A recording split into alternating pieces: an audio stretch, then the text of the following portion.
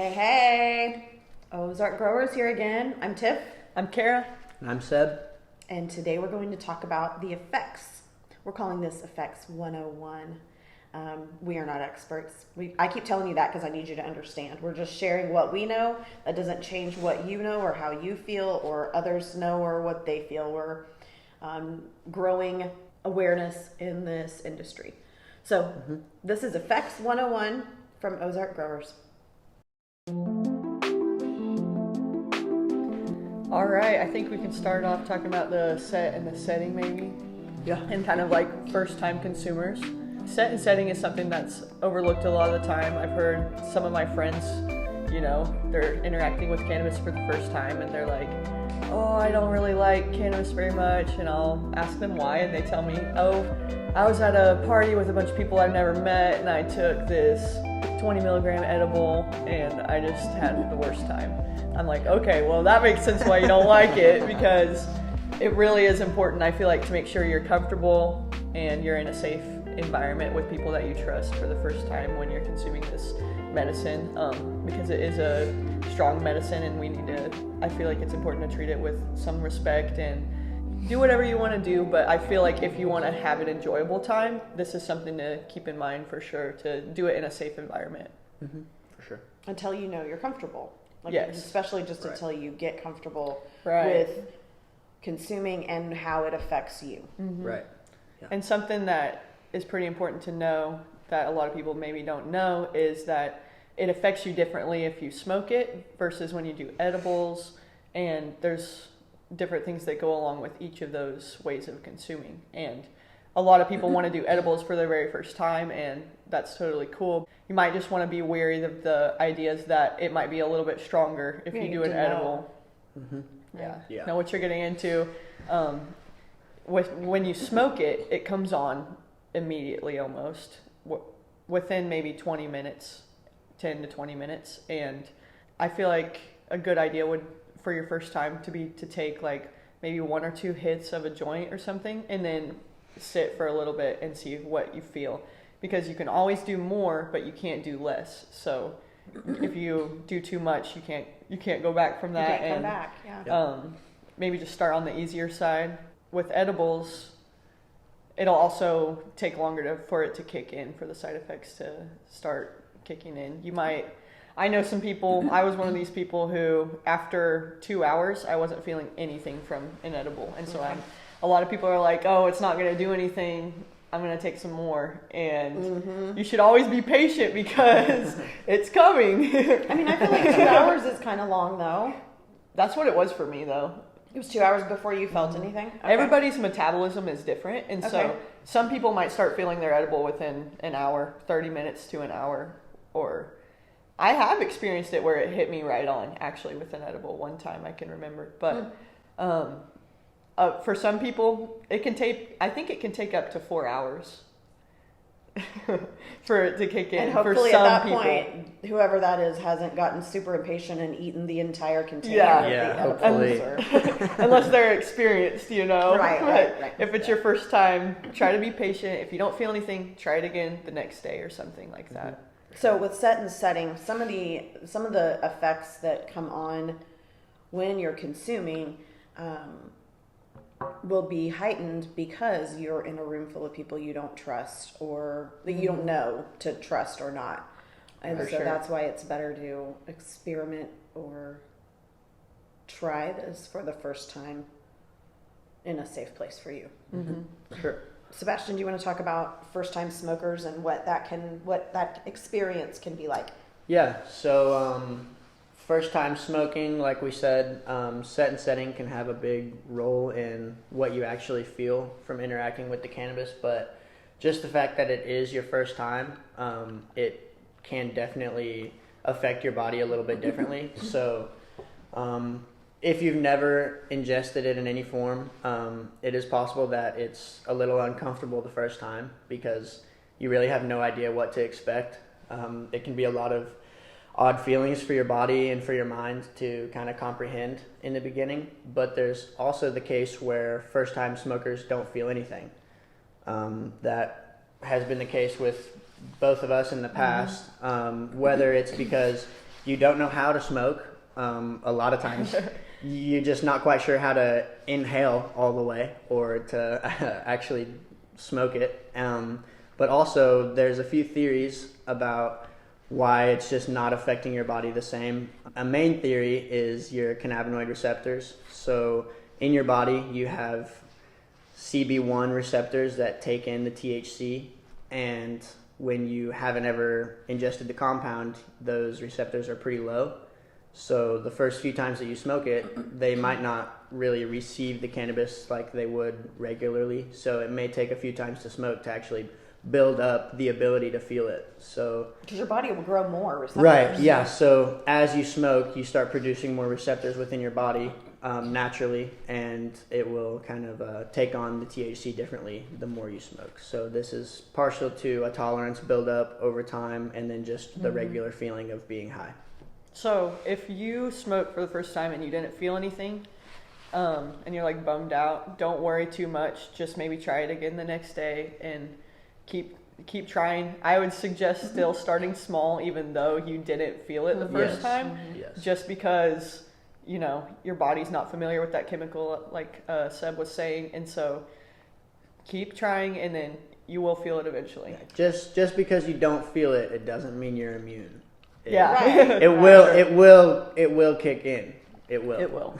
And sometimes I think people get in their head too much and Definitely are expecting something they've seen on a TV show to happen, and when that doesn't happen, they think nothing happened, but that isn't always the case. Yeah, sometimes they think True. they're gonna kind of go a little bit crazy from what they've heard from people or seen on movies or shows, but a lot of times it's a lot more mild than what some people are expecting. Yeah.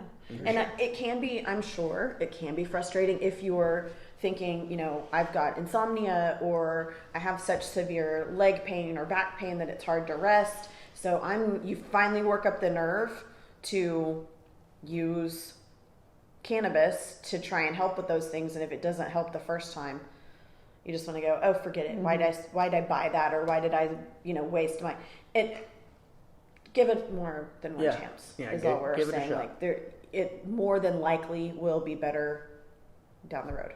For sure. Yeah. So what are some of the effects that happen on the average person? You know, everybody's different.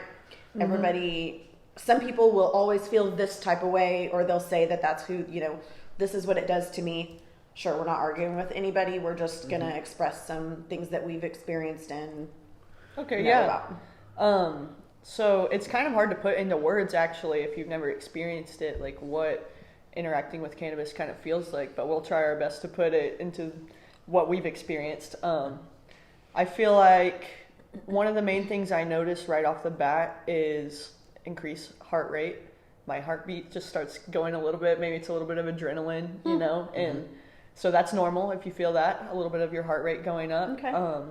And then a lot of people experience euphoria and bliss, like, just really good day, So like good. vibes, that kind of thing. What else, Seb? I think one of the biggest things for myself is it's an anxiety reducer. So I get very anxious going into situations, and it really helps a lot of people relax. It can do the opposite effect. We'll get into that more, but anxiety reducer, it can be an appetite suppressant as well as inducer. So suppressant. There are certain there are different terpenes within the cannabis that can suppress your appetite. They have different effects for them.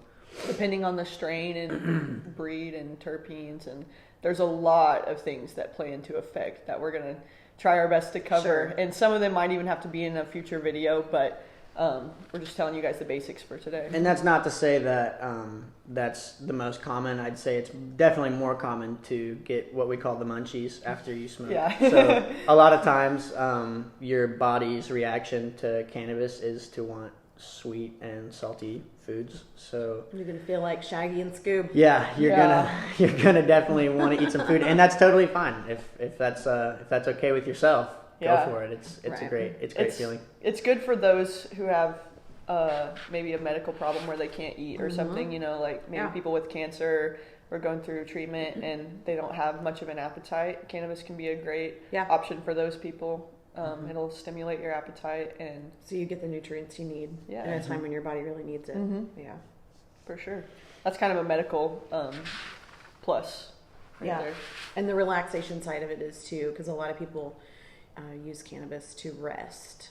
Right. Yeah. A lot of evening use. Cannabis is often used by different age groups in different ways. So oftentimes the older demographic would kind of be using cannabis as a sleeping aid oftentimes, and majority would rather ingest it through an edible rather than smoking, which is just like I said, it's a demographic thing. It really is. Lots of propaganda against smoking, and so a lot of people, which we totally understand. A lot of people really don't enjoy that, which is fine. It's to each their own. Another thing, I feel like when I consume cannabis, all of your senses are being heightened almost. Like when I have the munchies or whatever and I'm eating, it tastes different or better than whenever you haven't interacted with cannabis.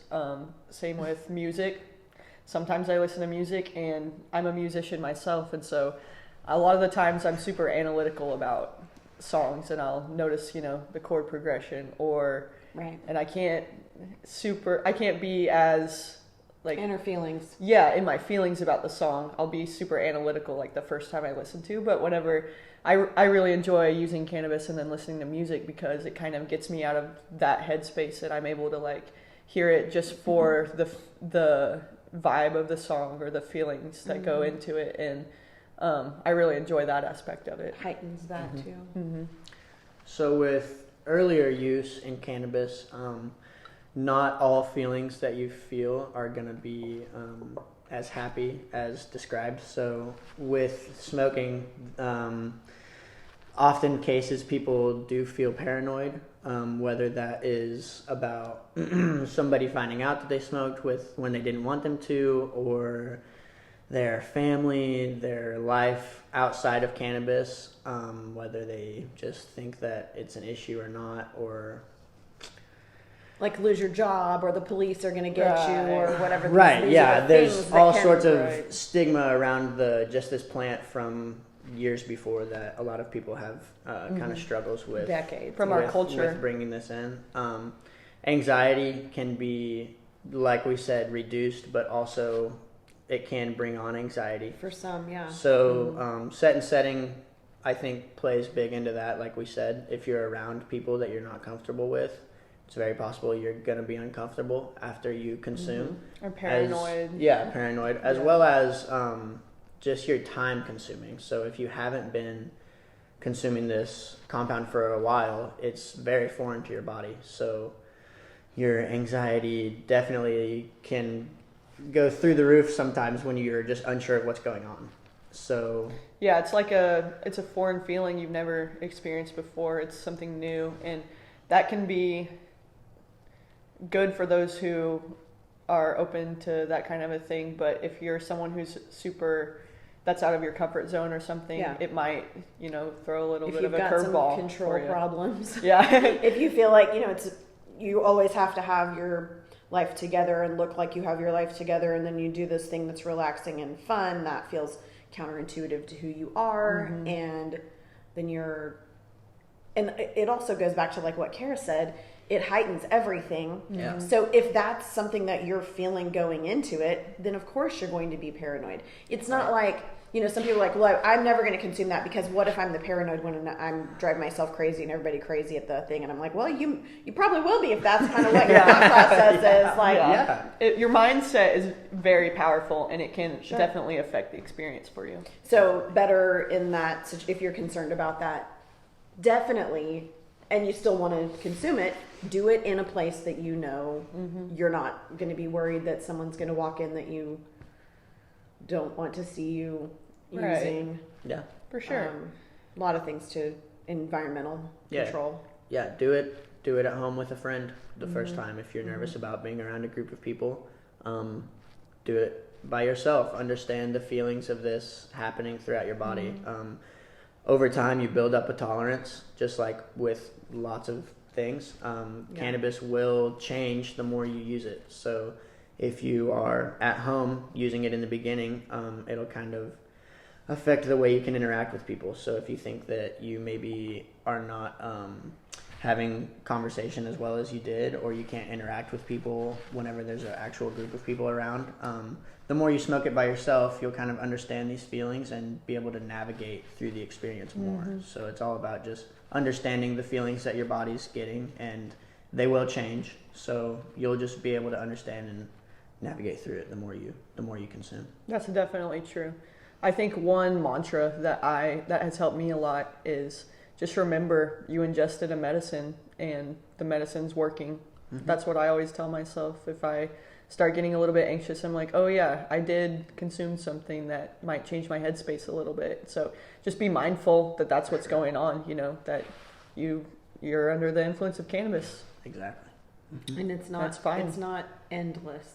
Right. The feelings will subside. Yeah, if you're having a bad time, just try to focus on the moment and remember this too shall pass. Yeah. There was one other thing I wanted to say about the anxiety.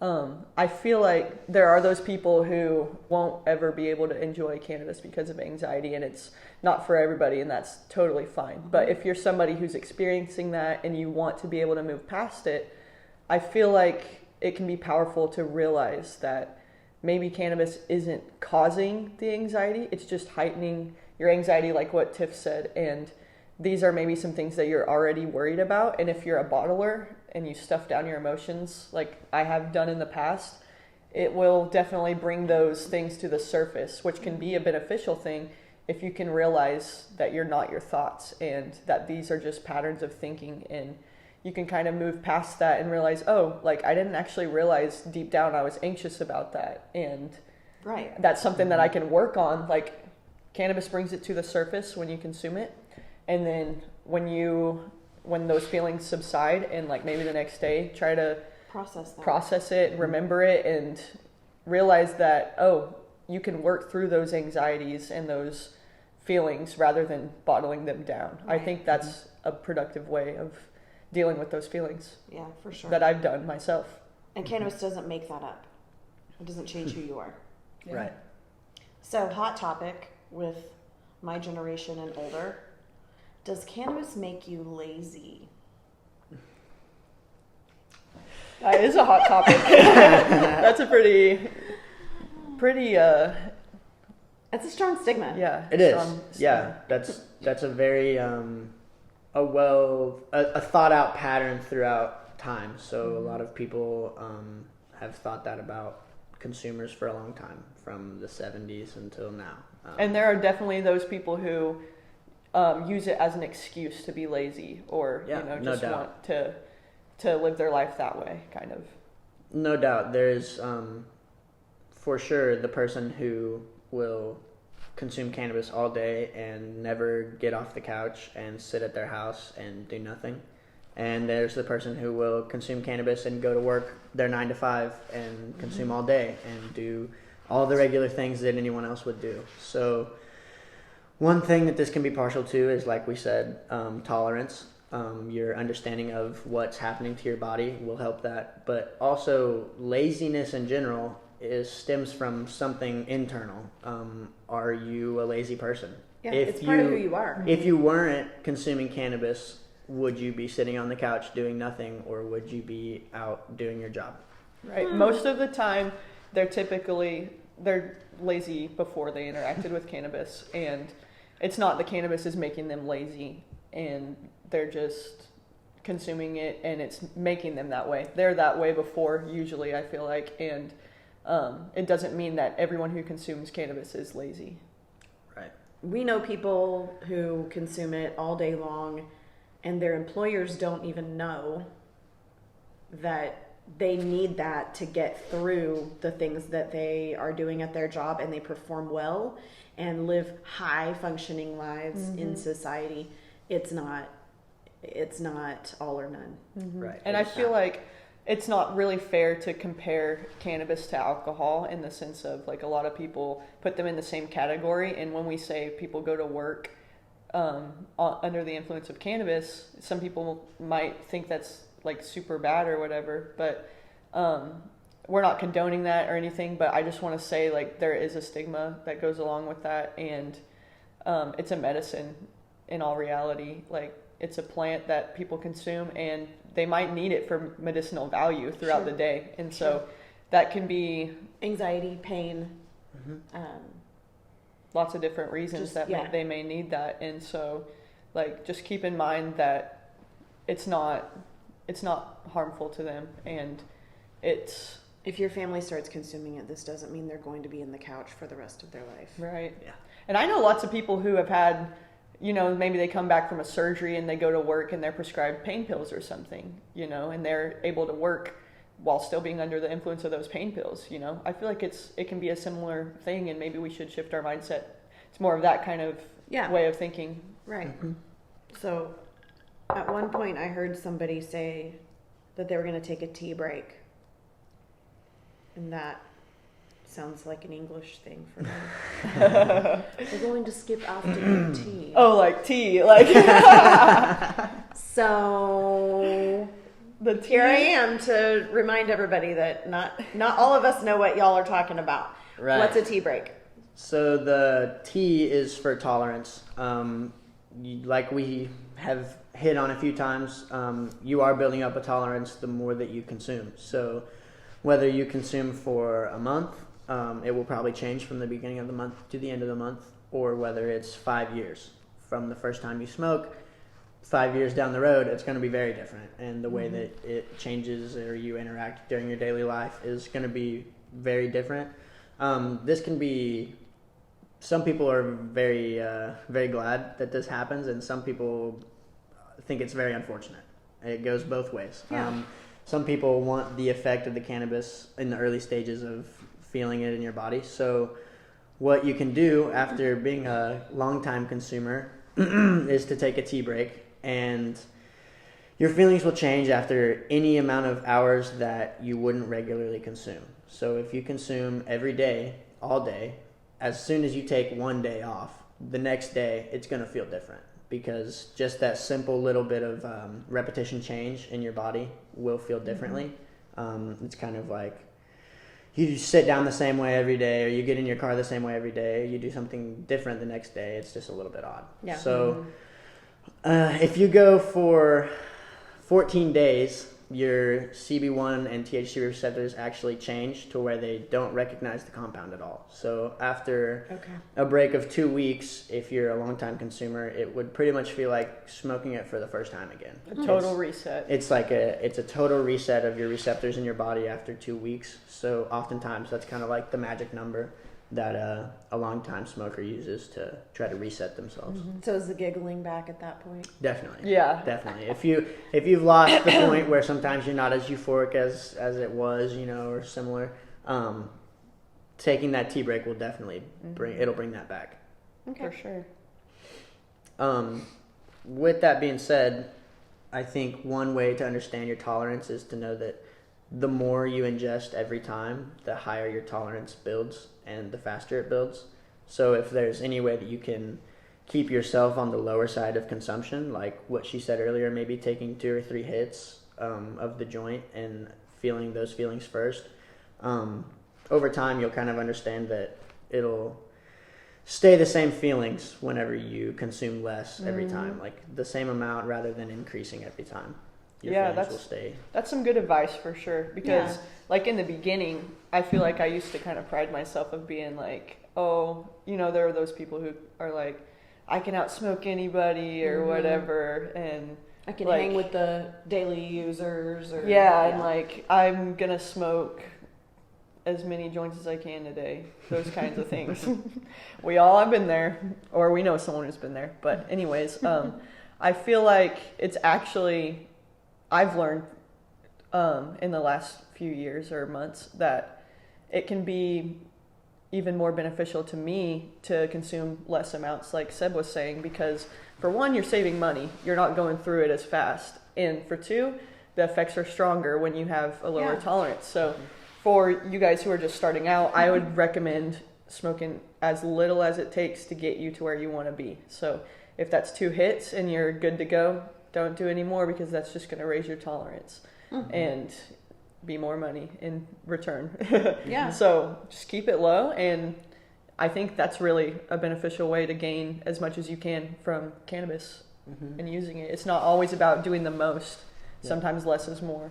Yeah. It's all about what you're feeling and what you want your return to be throughout your experience. And as I've been doing that, I've been practicing more moderation in my recent years. And as I've been kind of changing my ways and doing that, I feel like when I am around those people again, like my old friends and stuff who pride themselves on smoking that much, Yeah, I it's actually... almost a competition of who it consumes more. Yeah. Right. Well, and now whenever I smoke around them, I take 2 hits and I'm way higher than them. So Right. like, really, does it actually Who work wins? out? Like, who's winning there? Who's the winner? Like, just a little insight there. That's fun. Another thing we wanted to put out there is, well, you don't know before you've consumed what the different effects are. Some of these effects we've talked about are specific to certain strains or different terpenes, cannabinoids, all this stuff that it goes real deep and could get real sciencey. Complicated. Yeah, real sciencey up in here. But overarching, a lot of people think, oh, if it's a really high THC or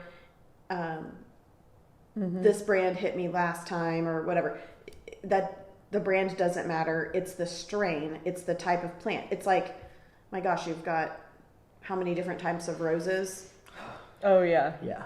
So I know a lot of people who are like, I just want the highest THC. You know? Yeah. Give me the highest percent because they want that potent. Well, they might think that because they've been consuming a long time, the higher THC will help.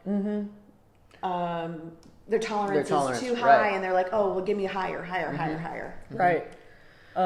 And actually, they've been doing more studies on it, and there's kind of more, basically, the terpenes and the strain, like you said, the different compounds within the cannabis.